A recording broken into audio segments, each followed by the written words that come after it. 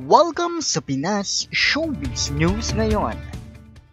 Hatid nga natin ngayong araw ang mainit-init pa pong latest updates po about po sa MMFF Top Grossers Movies. No? Meron hong 10 mga pelikulang nakalatag sa ngayon at hanggang sa ngayon po ay pinipilahan po ng mga Pilipino na talagang patuloy na tumatangkilik po ng lokal na programa at lokal na pelikula na nagawa ng ating mga dekalidad din naman po ng mga artista. Kasama na nga po dyan sina Marian Rivera, Alden Richards, Dingdong Dantes at marami pa pong iba.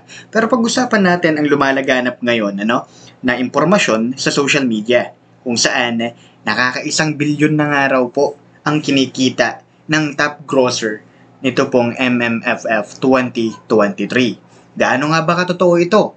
Meron bang fake news na nangyayari?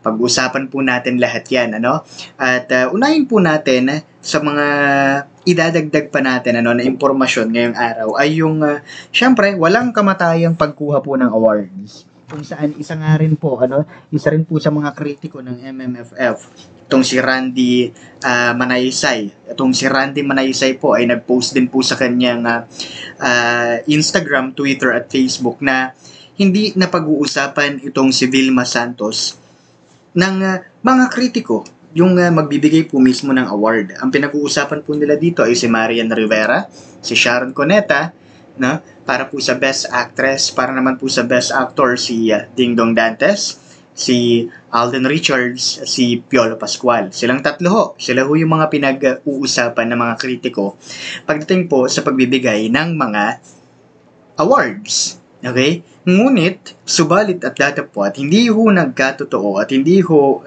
nangyari yung mga pinag-uusapan ng mga artistang ito. Bakit ho kaya nangyari yung ganong bagay? Well, hindi rin natin alam, Hindi naman tayo nagbibigay ng award sa kanila.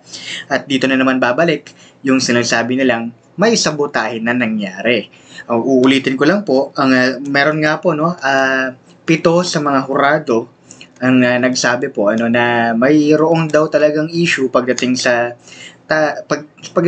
originality nito pong Rewind. Dahil meron na raw po nito sa ibang bansa. Well, ang masasabi ko lang dito, pagdating naman daw sa mga pag-arte, may ibubuga naman talaga. Well, hayaan na natin, hindi naman tayo yon. Well, ganoon naman talaga mga Pilipino. Diba? Kapag kayong manok mo hindi nabigyan ng award, yun at yun ang sasabihin. Ikalawa, nakita nyo yung larawan na yun, na nakalagay po, not from MMFF. Okay? Meron ho kasi talagang naglabas ng kanilang sabihin na natin totality ng ticket sales noong December 25, 2023. Malinaw po ito sa ating lahat na hindi pa po naglalabas ng official tally, ng official gross ito pong MMFF pagdating po sa mga pelikulang ito.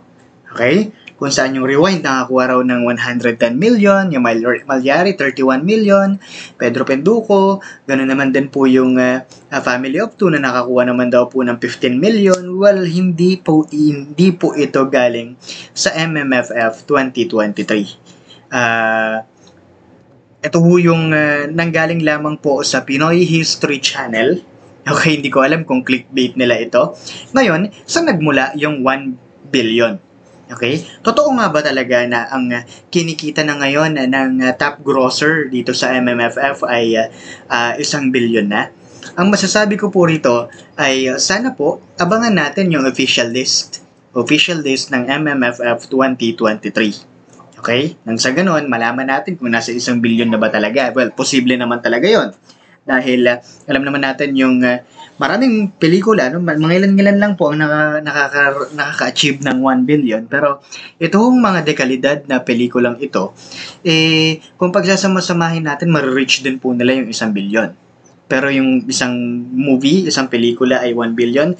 Ang laki po ng tsansa na ito po ay isa rin sa mga fake news na natamasa rin po ng ibang mga viewers when it comes to the ranking ng top grossers. As of now, December 31, 2023, wala pa pong inilalabas na official statement ng MMFF in terms of the gross ng bawat pelikula. Kaya kapag ikaw ay naghahanap talaga, no, ikaw ay talagang lahat ng social media ay binubulabog mo, makita mo lang kung sino na yung top grosser. Naku, mag-ingat ka doon. Dahil ang daming nagkalat na mga fake news ngayon. Pero ito ho yung malinaw dyan, dahil maingay nga po itong rewind sa masa, ang dami hong naglalabas ito from CNN, from Lionheart, no? Nakaka 215 million na ang rewind. Noong December 30 yun, ha? So kung pagbabatayan natin yung pinalalaga na po nilang news na nakaka 1 billion na raw po yung rewind, parang ang layo pa ho ng 215 million sa 1 billion. Okay, malayo-layo po yun. Kaya ang sinasabi ko nga sa inyo, alam ko naman na maraming fans, maraming panatiko dito ang mga artistang ito, lalo na kila Alden, kila Ding Dong, sa Dongyan, no? Maraming may gusto sa kanilang maraming may gusto sa kanilang mga arts, sabihin na nating obra maestra pagdating po sa pelikula. Pero tanggapin po muna natin na wala pa po talaga. Okay? As of now, December 31, mamaya po puto ka na. Okay? So wala pa pong inilalabas ang MMFF 2023 na final list ng gross na inabot po nila. Okay? Pero isa lang po ang ating maipagmamalaki rito, nandito pa rin po yung mga Pilipino na patuloy na sumusuporta sa mga pelikulang Pilipino. Okay? Kaya nga, kada punta natin sa mga malls, nakakainis, nakaka-bad trip dahil sa sobrang haba po ng pila, masuportahan lang yung kanilang mga manok sa MMFF. At hindi ko lang po mawari bakit kinakailangan gumawa ng mga fake news para lang po, alam niyo yun, siguro clickbait na lang, 1 billion na raw yung kinikita. Hindi ganun yun. Okay? Kaya nga, ang daming reklamo in terms of the awards. Bakit ito yung nanalo? Bakit sila yung nanalo? Kitang-kita naman natin, ito na yung gross, no? Sabi nila, 1 billion na, pero ito yung numbers na nilalabas nila. Well, maghintay muna kasi tayo. Okay? Maghintay muna kasi tayo nang sa gayon po ay hindi, alam niyo yan, hindi tayo makadagdag sa pagpapalaganap ng fake news nila. Kaya nga, ang ating thumbnail dito, no, MMFF 2023 top grosser December 31. 1 billion na. Anong reklamo nila? Yan. Okay? Para malinaw lang po natin. Pasensya na, binabasag ko ho, no? Binabasag ko ho yung mga nagpapalaganap ng kung ano-anong mga updates, no? Pagdating sa top grossers. Para lang po nasa iisang pahina tayo at hindi tayo naloloko ng kung sino man. Muli ito po ang Pinas Showbiz News ngayon.